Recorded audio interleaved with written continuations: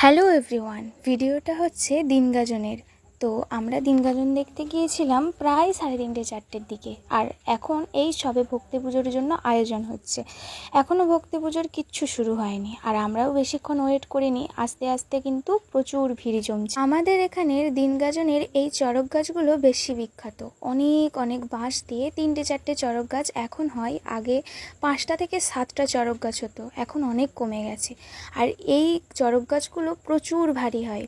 আর এর মধ্যে এই যে যখন যাই তখন মনে হয় যেন নিচে চাকা লাগানো রয়েছে, কিন্তু আসলেই না, এগুলো কাঁধে করে নিয়ে যাওয়া হয়। যদিও আমাদের অনেকটা গ্রামের দিকেই বাড়ি, কিন্তু আমাদের এখানে অনেক সন্ন্যাসী হয়। কখনো 4-5 হাজারও সন্ন্যাসী হয়, আবার কখনো 1-2 হাজার সন্ন্যাসীও হয়। এই বছর কত সন্ন্যাসী হয়েছিল সেটা আমার ঠিক জানা নেই। এই যে এইভাবে চড়ক গাছগুলো স্নান করিয়ে আবার সুন্দর করে সাজিয়ে নিয়ে মন্দিরে নিয়ে যাওয়া হয়, আর ওখানেই রেখে দেওয়া হয় এই গাছগুলো। আর প্রচণ্ড ভিড় হয়, অনেক অনেক জায়গা থেকেই এই চড়ক পুজো বা দিন গাজন দেখতে আসে। রাত গাজনে কেমন ভিড় হয় সেটা আমি ঠিক জানি না, কারণ রাত গাজন আমি তেমন একটা দেখিনি বললেই চলে আমাদের এখানে।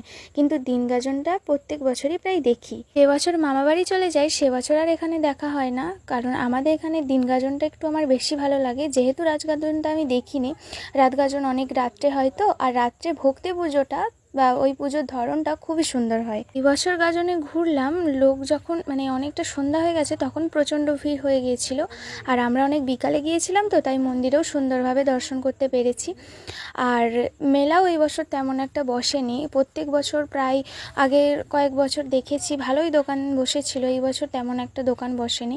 খুব একটা জমজমাটভাবে তেমন হয়নি যেমন প্রত্যেক বছর হয়, কিন্তু প্রচণ্ড লোকের ভিড় সমাগমটা প্রচুর হয়েছিল। এই যে গাছ এখন সাজানো হয়ে গেছে, এগুলো এখন এই সন্ধ্যার সময় করেই এইগুলো এখন মন্দিরে নিয়ে যাওয়া হয়। পরপর 4টে গাছ হয়েছিল, পরপর একটা একটা করে যাই। আর এই বিষয়টাই সব থেকে বেশি লাগে সুন্দর দেখতে। যেহেতু অনেকগুলো কাঁচা বাঁশ দিয়ে চড়ক গাছটা করা হয়, সেহেতু যেহেতু ভারী হয়, এর টাল সামলে রাখাটা প্রচণ্ড কঠিন।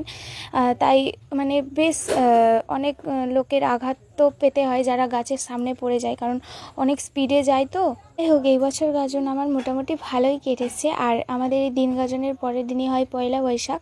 পয়লা বৈশাখেও আমার দাদুর তরফ থেকে চারিদিকে একটা আয়োজন করে, চারিদিকে একটা নাম প্রচারের। তো সেই ভিডিওটা পরের ভিডিওতে দেবো। পাশে থাকবেন আপনারা সবাই।